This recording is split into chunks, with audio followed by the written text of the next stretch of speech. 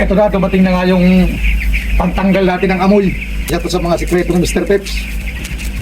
Kung tawagin to'y apog sa Bicol. Ewan ko sa ibang lingwahe kung ano to. Isasaboy lang natin to ng ito'y natural. Pwede itong tukatukay ng manok. Hindi maano yung manok nito.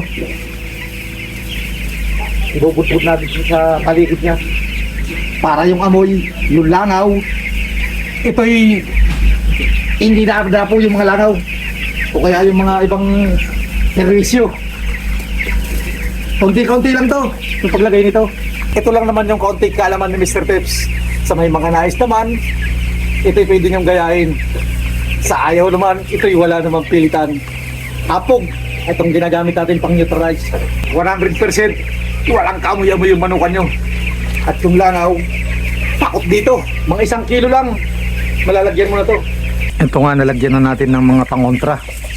Apog nga yan, yung nilagay natin para sa mga langaw o anumang peste. Ito yung nag-neutralize na hindi mapasukan tayo ng virus o anuman.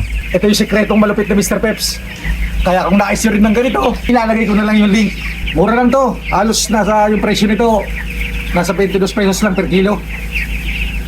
Makakatipid ka na, makakabarato ka pa.